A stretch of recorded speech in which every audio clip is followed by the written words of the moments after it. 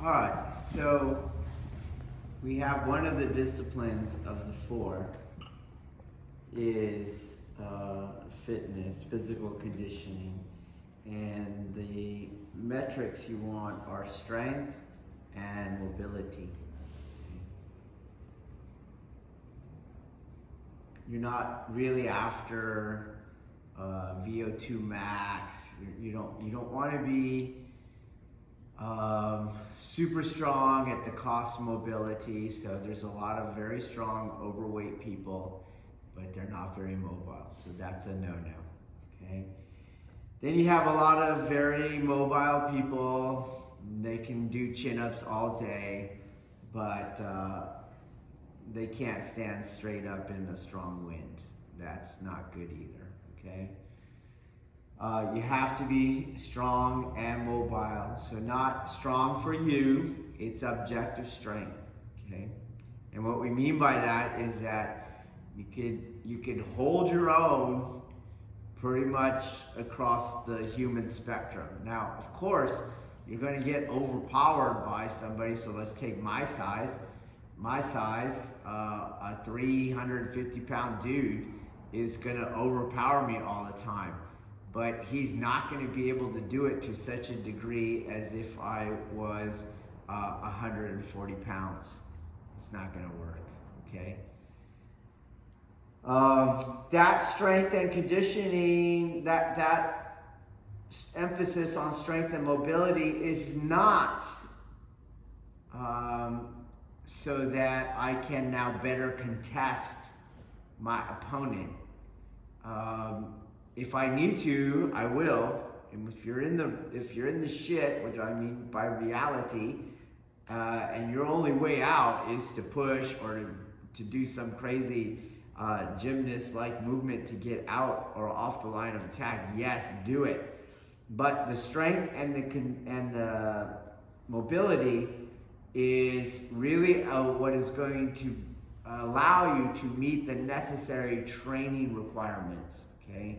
The person who's not weak and is not mobile, and I'll just give one reason why, is they just can't train every day. They just can't, okay? And so they have to have days off in between. They have to recover for injuries and things like that.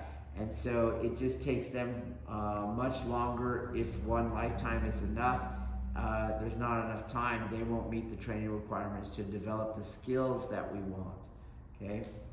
And then secondarily, to train for both strength and mobility, you cannot remain who you are.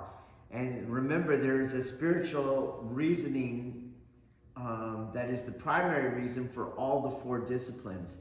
Is you cannot remain attached to self and take yourself from strength, from weakness to strength, or from stiffness and immobility to mobility. You're going to have to change a huge portion of your lifestyle, and you will have to, in many ways, from a subjective point of view, you will have to suffer a death, okay? Which is part of all spiritual traditions. You must die unto yourself. Okay? And when you see people who can't get weak, or who can't get strong and remain weak, or you see people who cannot become mobile and remain stiff, you really are seeing attachment to self. They will not let go of that identity and do whatever it takes to meet those two goals. Okay? So towards this discipline of gaining strength and mobility, we do several different types of workouts predominantly, in addition or supplementing or even replacing our normal body art training, which is what most schools do, okay? So we do our Mark Ripito 5 dominant lifts, okay? So, those lifts are bench press, shoulder press, back squat, deadlift, and then chin-ups, okay?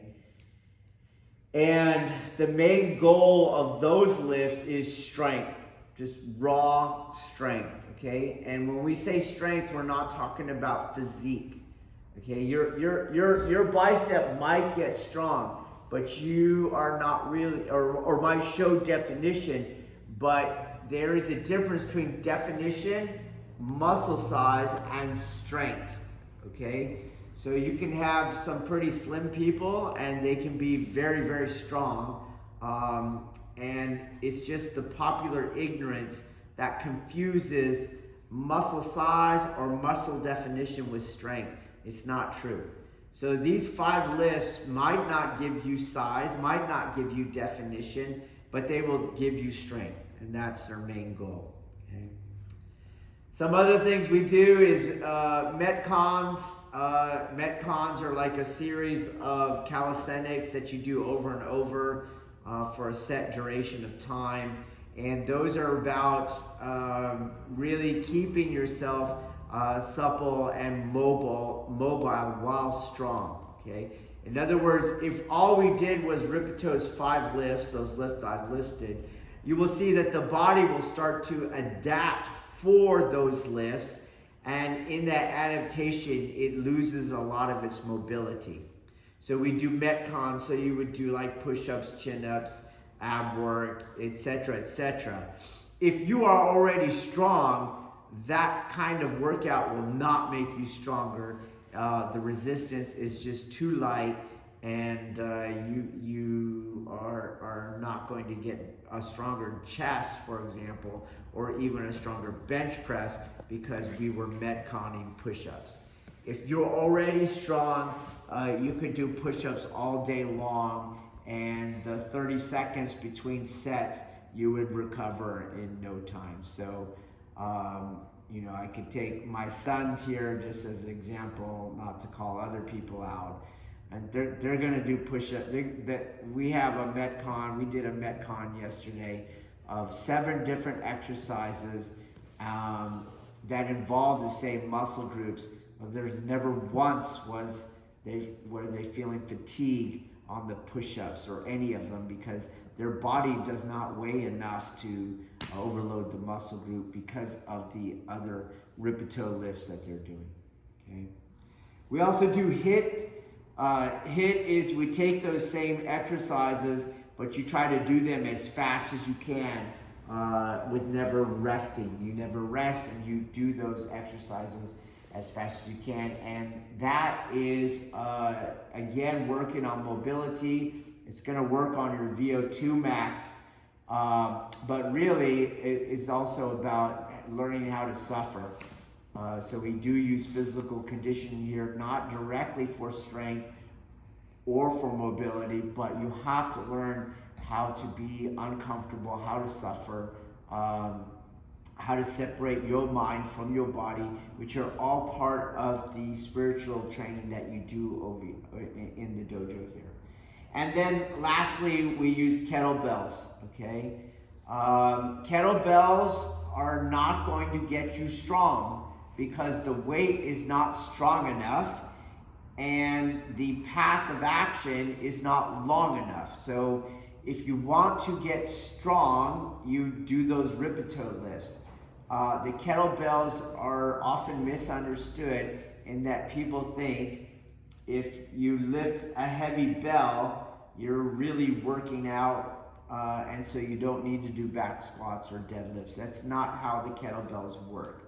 Okay, what we're doing with them is working on, almost in a way, on the muscles required for stabilizing the body to do the movement with the bell. So the bell, for example, on kettlebell swings might look like it's going to work your inner and outer deltoid here, but we're not. You're not. It's going to work in through this quad region and through your glutes and through your core to hold the spine and the pelvis in a particular relationship so that the bell moves in a particular pattern such that an inexperienced person thinks it's a deltoid thing, okay? So again, why you do the bells is you're going to have to stabilize your body. You're going to have to organize your posture in a particular way to move the bell as required. And to do this, we're going to have to vector the moving bell onto our midfoot in a dynamic way. And so that is where you take what looks like a conditioning exercise and you're really strengthening the tissues related to holding organization for midfoot grounding, for ground vectoring, okay? There's 3 lifts that we prioritize with the bells, or 3 movements. One is the kettlebell swing, one is the Turkish get up, and the other one is the halo. There's tons of kettlebell exercises, just like there's tons of free weight exercises. We only do 5 free weight exercises, and we predominantly land on 3 kettlebell exercises. Sometimes we mix it up, but really we kind of just do these 3, okay? So we'll demonstrate those 3 and how to do them, and I will explain why you're doing them. Several bell weights, and they're weird. They are weird. And kettlebells have become popular, and there are sets that do not follow the original Soviet breakdown of the bells, okay? I like the Soviet breakdown of the bells because, again, they build mental toughness. There's a kind of, I like to take advantage of the fact that if you start on a 12 kilogram bell and you want to go up to the next one, so this one in pounds is 26 pounds. If you want to go up to the next one, you got to jump all the way to 35, okay? There's no 28, got it? And I like that idea, so here I don't really let the deshi go to Amazon and buy, you know, the American versions where there's like 8, 10, 12, 12.5, okay? So they have these weird weights. The general rule of thumb is that women can start with this one, 8 kilograms or 18 pounds, okay? And men will start with 35 pounds. Now, if you can't, but however, you have to keep the posture and the organization. And so what we say is, you can only lift to the form. If it's too heavy for you, you have to forget conventional wisdom, and maybe you got to get one of those American, 2.5 kettlebell or something like that, okay? So just remember, they come in these jumps, and your rule is, I can only use the bell that is no heavier than I can keep the form, okay? We'll start with the swing, and I'm going to coach, and Tristan's going to do the lift. I get whatever bell you want. Okay, now I'll be honest, because these are all works in progress. Everyone is a work in progress, myself included. And last time I saw his bell swing, it's not exactly right, okay? And so as you're trying to learn these, you got to give yourself time to learn the swing, as opposed to, let me jump up to 70 pounds. That's not important, okay? So we'll have him move out here to the center, and he's going to do the swing as I explain it, okay? So first he's going to open his feet, and this is how we teach it. And as I mentioned, you're trying to condition the connective tissue related to holding midfoot vector, okay? So you have to set yourself up for midfoot vector. So you have to have your middle toe straight. Most people will not care about that because they're doing a different concern. So it is more comfortable for most people to turn their toes outward. Well, now you're heel weighted. You're not going to do midfoot vectoring, okay? So toes are straight, and the middle toe is straight. His foot is now straight, okay? And even as he stands, just like if he was doing Subudhi horse stance, he's midfoot vectoring. So his weight is here. That's where he puts all his weight. When he picks up the bell, he's going to shift his pelvis back. This pelvis comes back, okay? Come back up. As opposed to it stays in place and he leans over. This is incorrect, okay? He lowers his hand by making his pelvis go back, and he remains still midfoot weighted. He holds the bell. You might have to come close for close-ups.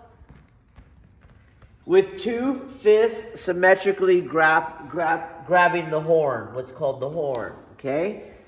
And when he brings it up with his weight, his posture, and now the bell on midfoot line. So it comes up, okay?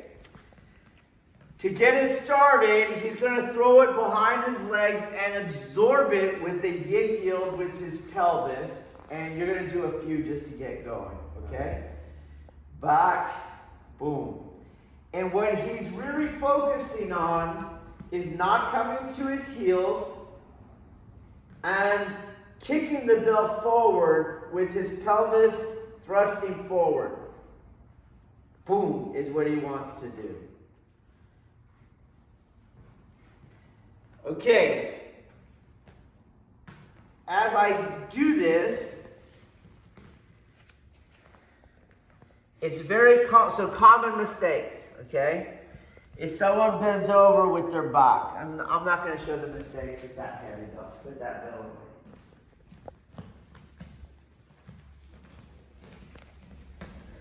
Common mistakes. Here I'm just using my back, okay? Common mistake, feet out. Common mistake, my arms are swinging. My arms are swinging. No. And common mistake, which will make you swing your arms, is the bell's too low. So there's a distance between the horn and my groin.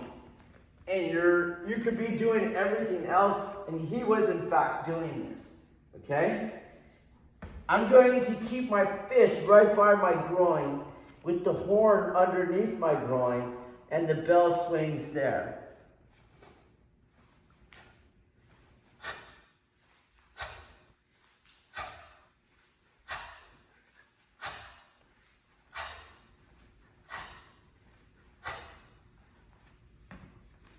All right, I'm going to film them as they go, and I'll point out any other tips that come up. All right, here we go.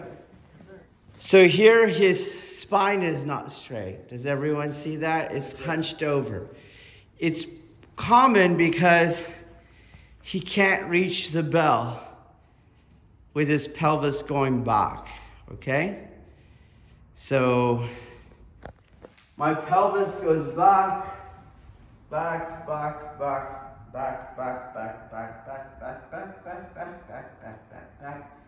So my backhand remains straight. And without the horn, I can touch the ground. The horn's here, easy peasy. Okay, I don't have to go like this. So you have your erect posture. Keep your erect posture. The pelvis moves back. The spine stays straight, and I am descending on the midfoot vector. Okay? So he comes over, and we're here. He's driving me. He's trying to push me over, and I'm just midfoot vectoring. Okay? Versus, don't kill me. I'm like this. Oh. It's easy peasy because I'm on my heels. Do you guys see that? All right. Let's try it. All right, and now what we're looking here is for fullness of exercise. So mark his pelvis in space and notice it goes back maybe 3 inches at the hip crease. Do you guys see that? Okay, so I'll show you the issue. I'm gonna use this line, this mat line. But I can move forward. Okay? And now, that's about as far as I went back from the line. Do you guys understand this? Here's my hip flexor. It moved back from the line. Do you see that? And then my body moves the rest. Now there's not much thrust. That was it. The more my pelvis travels backwards from that line, do you see that? Now you have a fuller movement. Hips, boom, thrust forward. You do little, you get little. Doesn't matter if you're torso. So you want to take that hip crease and make it go as back far as possible, and then as quickly as possible, boom, throw it forward. That is the exercise. So he's there. I make it go back as far as possible, and then boom, throw that forward as fast and as hard as possible. Boom, and then pop. Okay, that's what you're doing here. Okay, on the swing, it's explosive is how you want to do it. Okay, it's not soft. So again, my body is with that straight spine, and I'm boom, throwing those glutes forward. It's very common to someone start countering the weight. Now you're on your heels again. Okay? So careful that you're not countering the weight. It's to this position, boom, to this position. This position, boom, to this position. Okay? So I'm here, and I don't want to go, I'm not mid-foot vector. So when I do the swing, boom, boom, there, boom, not here, not there, okay? Don't counter the movement of the belt with your weight. Instead, if it's going up, vector that weight onto the midfoot, okay? Lastly, don't make a deltoid lift out of it. Don't say, I might as well lift it up. CrossFit does this. I don't know if they still do it, but they used to bring it up here. Up here. We're not going to do this for strength. If I wanted my deltoid stronger, I would do the shoulder press. There's going to be much more weight on that than this tiny little pebble. Okay? So the belt only goes as high as my boom projection brings it up. Okay? Which means I don't keep it low either. I don't fight it. It just swings and goes. Okay? All right, here's the Turkish get up, and we'll show it without the weight first, and we'll pretend the weight is in his right hand. So he's gonna roll over onto his right side in a kind of fetal position and bring the bell to his shoulder pocket, and he goes right into the movement. So the first move, up, stay there. What is basically your tactical get-up position, which we actually use in Arukemi on how to get up from the back break fall. So he has a cross lateral posting. He has his right foot on the ground and his left hand, and the shoulder is going to remain as neutral as possible and in skeletal alignment. And he's going to be looking at the bell. So maybe a little bit back on your hand. It depends on how much he's lifting. Bring your hand back. There you go. And he's looking up at the bell. This is position 2 after you've brought the bell into the shoulder pocket. Okay? He's now going to bring his hips up and post on the leg on his left leg, in addition to his right foot and his left hand. He is still looking up at the bell. He now withdraws the left knee, and he is lining up his knee plus the bell. He's still looking up at the bell. He now will come up and look forward, and he's in that swastika that you have in the Aikido, that swastika stance, meaning his knees should be at right angles. So he's a little wide. Fix yourself. There you go. All right. And from here, he's going to come all the way up to Shizen Tai. And he is going to midfoot vector and allow the bell weight, though asymmetrical, to come through that midfoot that we were using on the swings. Now he reverses that same exact side. The knee goes back. Fix your knee angles again. Okay. He's going to now come down onto the hand, and he starts looking up at the bell again. He's now going to shoot that left foot forward with his center up. He has a triple post. And now he lowers his butt to his right heel, bringing the bell down and rolling back into the fetal position on his right side. And the bell's back down. He'll now move himself to the other side of the bell. Don't move the bell. Leave it there. Just pretend. And he'll do the other side. He'll fetal up, roll the bell into the shoulder pocket, post, and bring his center up for the triple post. He'll withdraw the right knee. He's still looking at the bell the whole time.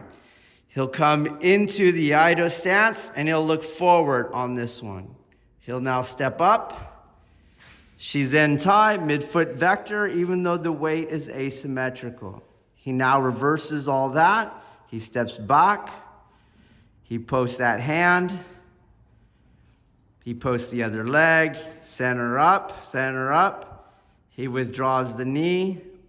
Go. And he'll roll back into the shoulder pocket. Down the bell goes to the final position. All right, we'll try this with a weight so we can see what he's doing. Notice the grip on the horn, okay? He's underneath the horn, and it's on his heel palm. He goes ahead, brings it into the shoulder pocket, rolls up. Come on, let's go. Smooth.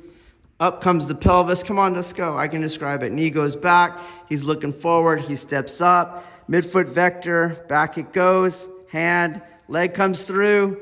He drops the foot. The butt near the foot rolls to meet the bell. He goes around to the other side of the bell. And now he repeats the other side.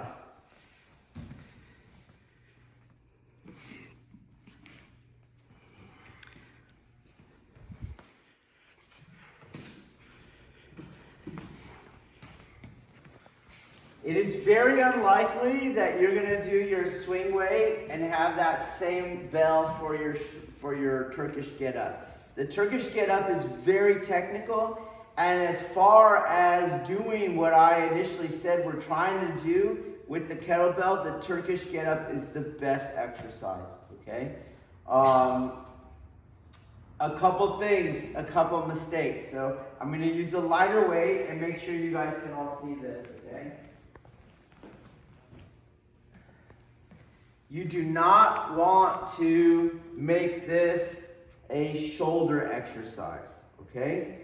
And the movement that you're using is the inward spiral, which takes away the shoulder. So the inward spiral of Ikkyo, for example, it doesn't involve my deltoid. And I'm going to take that, and it's going to be my upward inward spiral, okay? So like, for example, if I'm doing Kokyu Hoa, it's right there that I'm do that inward spiral going upward, okay? Other places we've done it is, let's say, boom, I do a knee strike to the groin, I come up with that forearm underneath his chin. That's the same movement. And I don't want to use my outer deltoid or my inner deltoid to do this. So you have to be careful that you use more skeletal alignment on the exercise. If on that inward spiral, as it comes up, this is how the arm is going to go. Here's where it's going to hang out. No, that's going to be your inner deltoid. And no, this is going to be my outer deltoid. Okay? It's the same pop movement that I'm doing this. Okay? So as I bring the belt up and into the position, don't separate the hand from the shoulder. You're going to have to use your inner deltoid. Keep it near your shoulder as you roll around, and up it goes into that spiral. So I'm not here, it's spiraled, okay? And now you just keep it there, and it works as that weight that is allowing you to ground an asymmetrical weight, okay? That's what you're doing. You should not feel this in your shoulder at all. If you come forward, you're going to feel it. If you come outward, you're going to feel it. So where does it go? Where you don't feel it.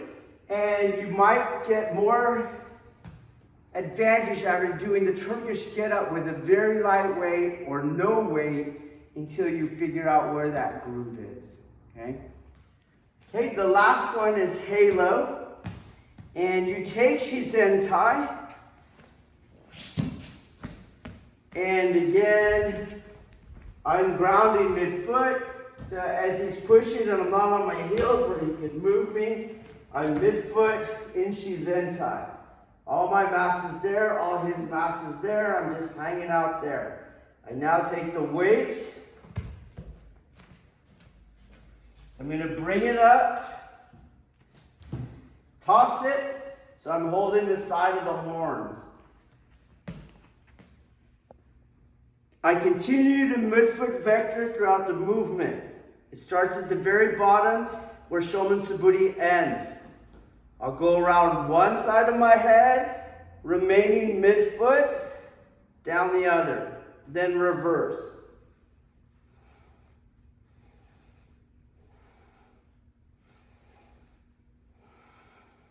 I continue to be aware that I am still midfoot vectoring. Don't start going around. Now, no, this is not Indian clubs. Hold midfoot, move the bell around, continue to hold midfoot. Make sure you do full movement. Comes all the way down.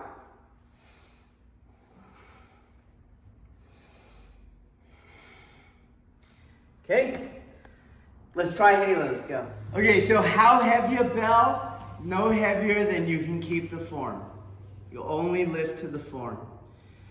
A good starting exercise for this or a routine, 10 swings, this is where to start, okay?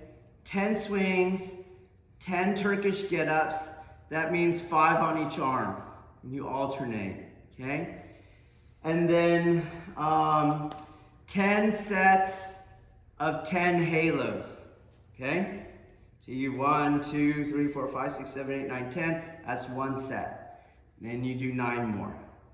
And that is plenty to start out with, okay? If anything comes up, any questions or anything like that, feel free to reach out. But you can also look for these things on YouTube. The only thing you won't get is the midfoot vectoring because they're not interested in that.